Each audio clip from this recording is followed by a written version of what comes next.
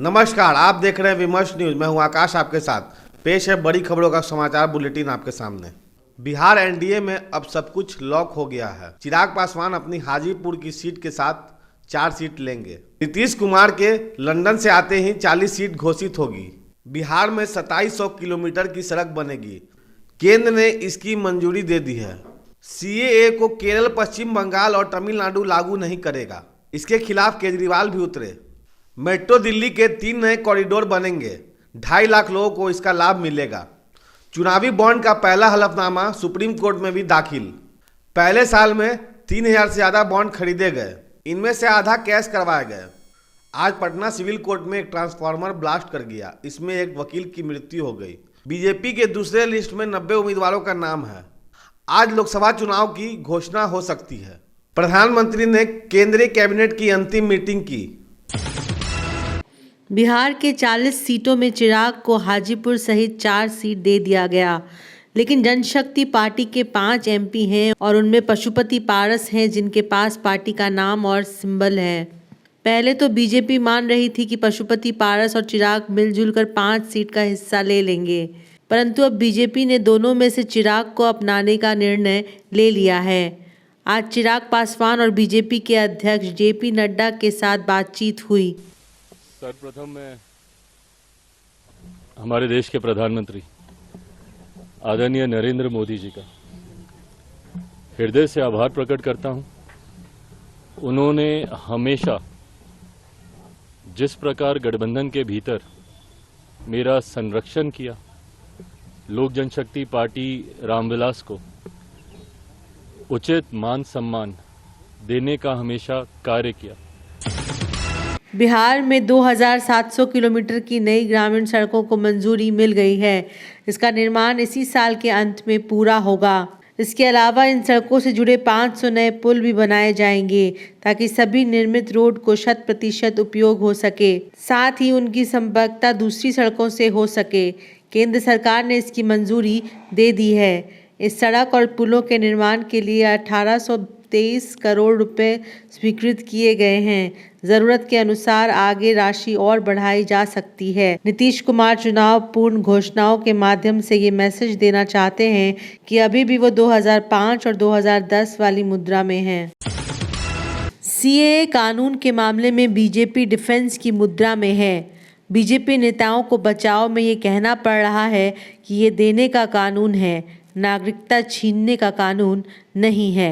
पश्चिम बंगाल, केरल और तमिलनाडु में सीएए लागू नहीं किया है। सीएए के विरोध में अदालतों में 150 से अधिक चुनौती याचिका दाखिल कर ली है।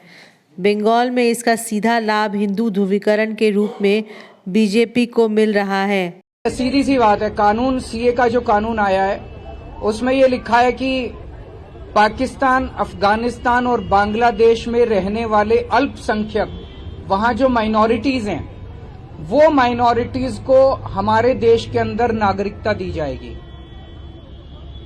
वहां पे लगभग 2.5 से 3 करोड़ माइनॉरिटीज हैं, तीनों देशों के मिला के। अगर उनमें, वो बहुत गरीब देश हैं, अगर ऐसे हमने अपने दरवाजे खोल दिए उनके लिए, देश के दरवाजे खोल दिए उनके लिए, अगर उन 2.5-3 करोड़ लोगों में 1-1.5 करोड़ लोग भी हमारे देश में आ गए, उनको कहां बसाएंगे? उनको कहां रहने की जगह देंगे? वहां उनको जॉब्स कहां से देंगे? नौकरियां कहां से देंगे? घर कहां से आएंगे? तो जाहिर तौर पे जो नौकरियां और जो रोजगार हमारे बच्चों को मिलने चाहिए, वो रोजगार तो वो ले जाएंगे। और जो इतने सारे, इतनी भारी हम तो दरवाजे खोल रहे हैं, इतने गरीब लोग वहां से उठ के आ जाएंगे बाकी पड़ोसी देशों से।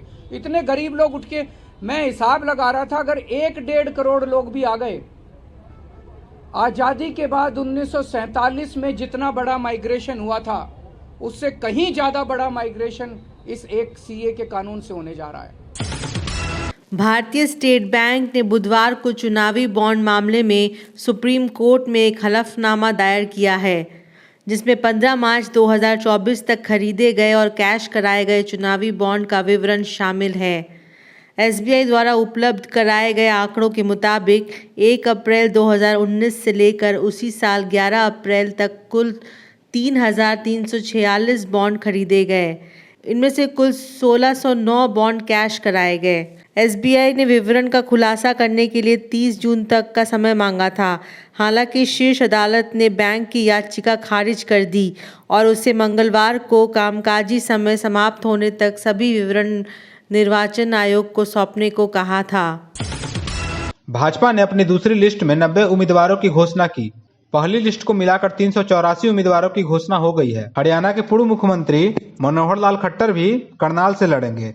महाराष्ट्र की सूची भी इस लिस्ट में शामिल है। नितिन गडकरी और पीयूष गोयल दोनों के नामों की घोषणा कर दी गई है। असदुद्दीन ओवैसी की पार्टी AIMIM ने बिहार से लोकसभा चुनाव में 11 सीट पर लड़ने की घोषणा कर दी है। पूर्णिया, कटिहार, किशनगंज, अररिया, दरभंगा, मुजफ्फरपुर, उजियारपुर, काराकाट, गया, बक्सर और सिवान से उम्मीदवार देंगे। उम्मीदवारों की घोषणा कर सभी प्रमुख दलों के खिलाफ उन्होंने दावा किया है। इस दौरान उन्होंने मुख्यमंत्री नीतीश कुमार और पूर्व मुख्यमंत्री लालू यादव पर भी निशाना साधा। ओवैसी ने कहा कि आरजेडी को 2020 में जितना सीट मिल गया था वह अधिकतम था। दोबारा उन्हें उतने MLA नहीं मिल पाएंगे। पटना सिविल कोर्ट कैंपस में हादसा हुआ है। बुधवार को तकरीबन 1:30 बजे पटना के सिविल कोर्ट में उस वक्त अफरा तफरी मच गई जब अचानक कोर्ट के अंदर गेट नंबर 3 पर बड़ा धमाका हुआ। हादसे की चपेट में 3 वकील आ गए, जिसमें एक वकील देवेंद्र कुमार की जलकर मौके पर ही मौत हो गई। 2 वकील घायल हैं, जिसमें एक की हालत काफ़ी नाजुक बताई जा रही है। घटना की सूचना मिलते ही तमाम वरीय पुलिस अधिकारी मौके पर पहुंच चुके हैं। तफ्तीश जारी है। अधिवक्ता लोग काफी आक्रोशित हैं। हमारे बीच के एक अधिवक्ता की मृत्यु हो गई है। वो ट्रांसफार्मर ब्लास्ट किया है।